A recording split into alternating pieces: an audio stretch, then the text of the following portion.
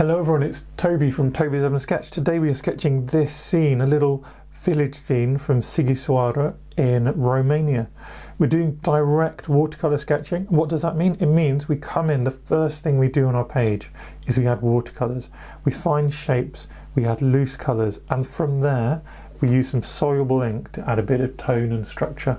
So watch this video and do tell me, what do you think of this style? I think it's a really lovely, fluid way of painting. Makes you simplify things, makes you have fun on the page, but I'd love to know your thoughts. Without further ado, let's get sketching. So let's get sketching, and this is going to be another bit of direct watercolour. So we're going watercolour, then ink, and I'm going to start again, as I do with this style normally, nice and loose, and a great way of being loose is to spray your page. So starting off with a nice wet page. If you don't have a spray, could flick lots of water on, or you could even just use a big flat brush and gently coat the page with some water. Once we've done that, we need to start sketching, and we're going to start sketching direct watercolours with our brush. And it doesn't matter if we get the shapes a bit wrong, but this is where all that sketching, all that understanding of shapes comes in handy. So we're going to be, just like we would with a pen, we're just going to be outlining big shapes. So we've got this bright orange building. I'm using the edge of a flat brush, and then once we've done that, we can go, well, fill the shape in as well. We can leave bits of white. In fact, I'd encourage you to leave bits of white, both for windows but also for atmosphere. When we come to doing sort of edges, so we can leave little gaps to make it clearer. I've just mixed this with a little bit of blue to make it a slightly different tone. But again, we're just doing this outline, this kind of perspective coming down, and then filling in that shape. Moving across the page, we've got lots of different colours going on here, but I'm just going to give it a shadowy feel. So we just drag some blue to provide that feeling of shadow coming around here. And that's got this middle of the street done for me. Then a little bit of green. So this is a cascade green, which is just at the edge of my palette. And we can find the next house. What we can do here, if we just dry our brush off, we can clean up some of our colour and take some of that water away. That means when we come to do our next big shape, and I'm going to use some gold green this time, we can just do it crisply and clearly, and we can leave that line. Now these will merge a bit, but it gives us a bit more control, and you can see that this shape now fits our reference. One more shape along, we've got a lovely bit of red, so let's use a nice primary red and just get that shape in, that edge of shape. Got a bit of a decision, how far across do we go? I think that's enough. We've kind of centered this street. So we're now going to have a look at our roofs. Now a lovely roof colour is a red or browny red, and when we make decisions about sketching, we can change things. So I'm going to change it, make it a bit warmer. And again, we can use this as an opportunity to move our shapes. The page is so wet that things aren't going to just stick and stay in one place. I'm going to add a little bit of indigo to my colour here so that we can vary what's going on. We don't want a single uniform wash. We want variation and fun. A bit more indigo. I'm just going to, again, provide that variation in these rafters. If we come across here, again, we can see an opportunity to sort of fix some of our shapes, and that's why we sketch loose. Same as I'm always going on about with ink, you sketch loose rather than hard and firm, and you'll be able to change things, you'll be able to move things. We can do the same, just popping in our nice shapes here. Can pop in that window there. Do you see, because I've got a nice loose mix in here, this wash just comes out varied. We've got the sienna, we've got the indigo, and it comes out loose and varied.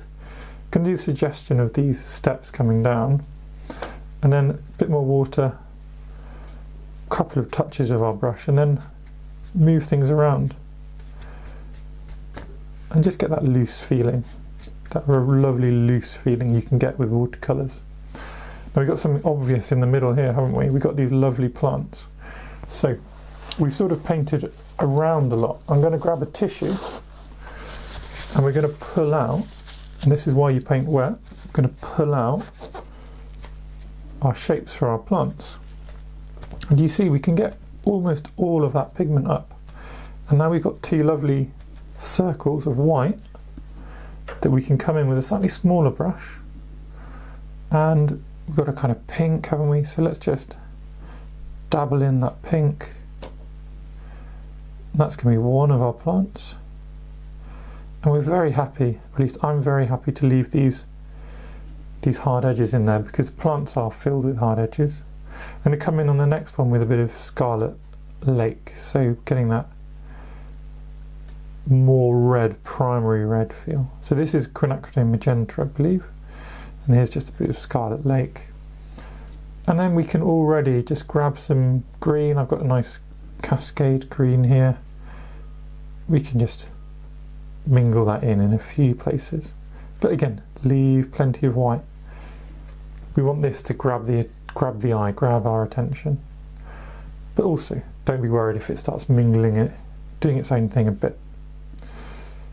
Bit of indigo here, and we can just splash that in. We don't want to draw all these paving slabs, but we also don't want to give the impression that there's nothing going on.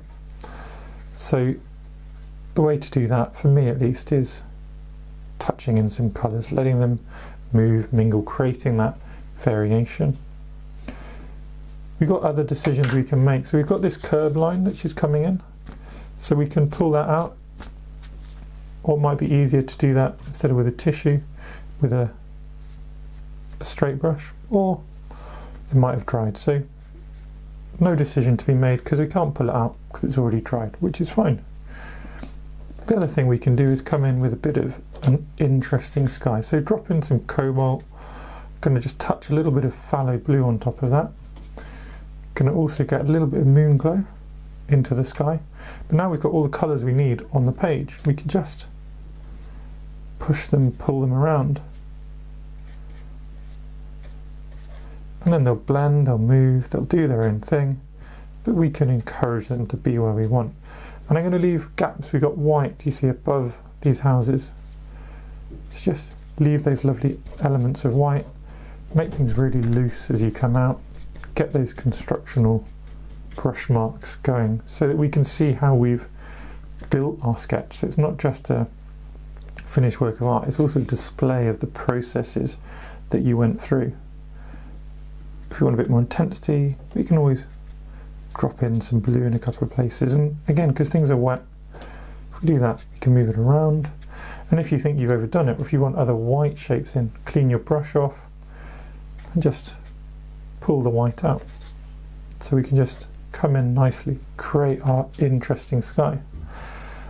And for now, we're done. So we're going to let this dry. And just remember, this is just a series of shapes made with varied washes. Let it dry, and then we'll move on to the next stage, which will be our soluble ink, which I've got just here. So we are nice and dry. There's little bits of wet, but mostly, you can see, touch dry, even our sky, which we did at the end. So we can start now with our ink.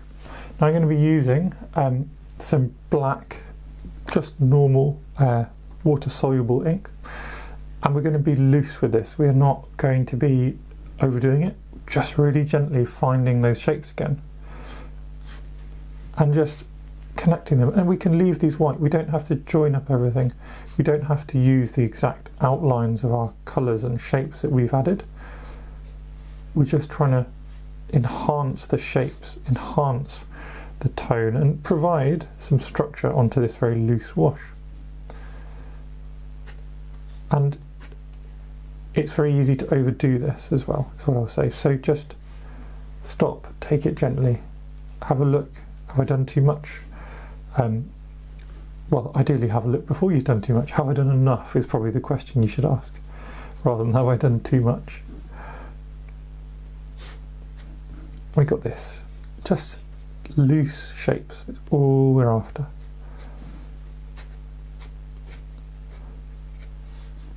We don't need to finish off particularly things like the bottoms of buildings. We can after if we want. And we're not just doing exactly what's in front of us. So you can see that I'm not sure how I did it, but I managed to move this entrance way to the left. Well, you know, that's fine. We'll move these windows. And congratulations if you spotted me doing that as I was painting. I certainly did not spot me doing that. But it's fine, we'll just move things over. It's just the feel of the place that we're after. It's a sketch, having a bit of fun. The idea is that you can do these kind of things outside as well. We've got all this interesting stuff going on here.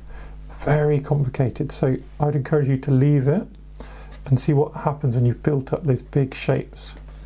So we've got the shapes that we could sketch in, and we're just going to build on those. And then we'll see what this complicated middle section looks like and if it even needs anything extra. Do you see where we've managed to leave white here as well, which is brilliant because that leaves us a lovely idea of a window. If you haven't left white, that's fine, but sometimes managing to do it really does add a lot to our finished feel. And we can come in with a couple of details of windows, even off to the side here where we can't really see them.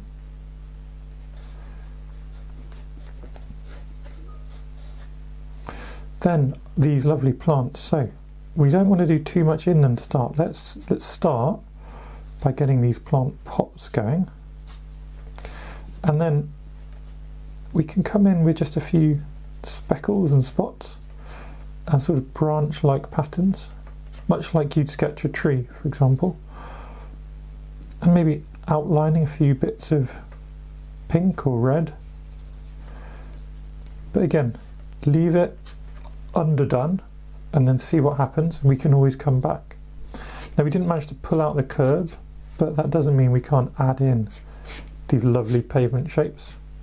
I say lovely pavement shapes because they provide so much flow through the image. They point you in the direction.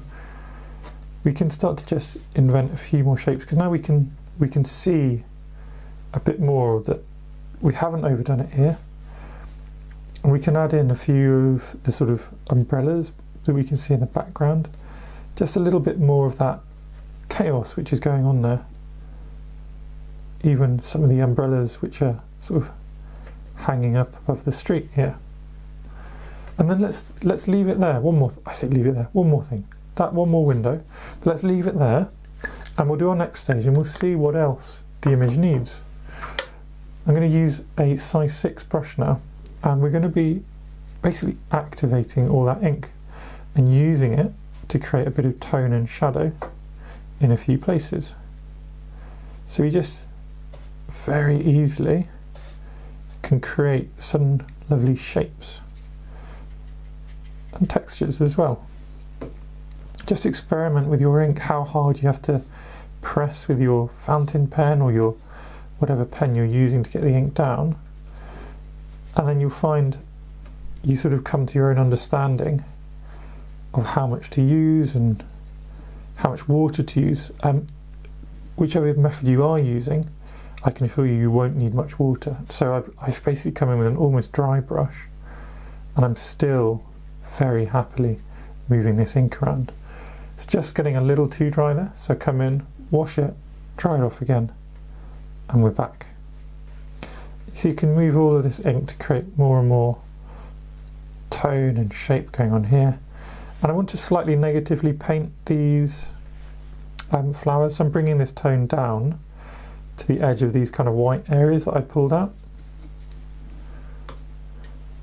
And what I definitely want is to enhance the depth of colour under these eaves.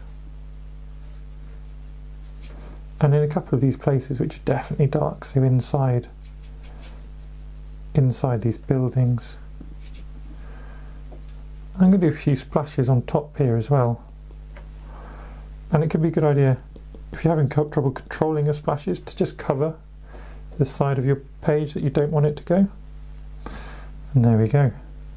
So that's most of my ink now sort of activated and moved around. And what are we missing? We're still missing a bit of punchy contrast, aren't we? So we can do that now either with ink or with our watercolours. So let's do watercolours this time. So I'm going to take some of the colours we've been using already. So this is indigo and quinacridone sienna, which makes a nice dark colour. Not black, but sort of varies depending on how much indigo and how much sienna you use between warm and between less warm. And we can use that to come into some of our darkest areas, like our flower pots, like these dark sort of insides the buildings that we're talking about. And we can just make it more punchy, enhance the contrast of what's going on. And we can vary it, so if we just add a bit more quinacridone sienna to one of our plant pots, and then we also use these colours to give us a nice sort of shadow. You'll see that shadow can pull our things apart, lifts them forward. Now let's do the same where we tried with our ink to negatively paint. Well, we can certainly do a bit more if we use these same shadow colours. And again, just focusing on negative painting, so don't bring the wash too far down. What we're trying to do is pull out some of these light shapes by having the darkness come down to them. Even in our roofs, let's add a bit of punchy quinacridone sienna, just loose touches.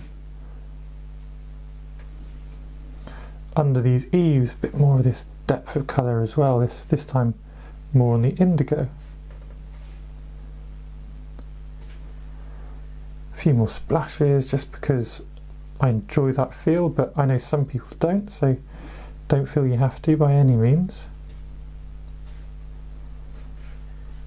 What we're doing is kind of doing very much a hybrid of painting and ink sketching, because in watercolour painting we do all these hard lines with a very fine brush, but what we're doing is we're doing a mix of lines with different implements, and it's a really fun way to experiment with different media, but it's also quicker, it's a shortcut.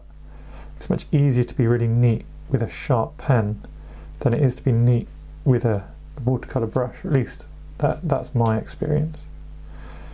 More punchy colours here in the foreground, so we're using these same reds, quinacridone, magenta and scarlet lake, and then of course some of our green again. And again, this is where we negatively paint the light, so we come in and by bringing these darks in and around our lights, the lights become a much more sort of real phenomenon. Just get some more of that flow along our pavements. I think we can pretty much call that done. So we've got this light and loose image. Always want to do something else, don't I? But we've got a light and loose image, we've got colour, we've got contrast. We did it all with a couple of layers of watercolour, some soluble pen, and just direct watercolour sketching, so taking our image and finding the shapes with a really big brush first, rather than worrying about sketching and being tight and being confined to doing a certain thing. I hope you've enjoyed it. Please do let me know what you think of this style. Is it something you'll try in your sketching? And if you enjoyed, please do like and subscribe, and it's been a pleasure sketching with you today.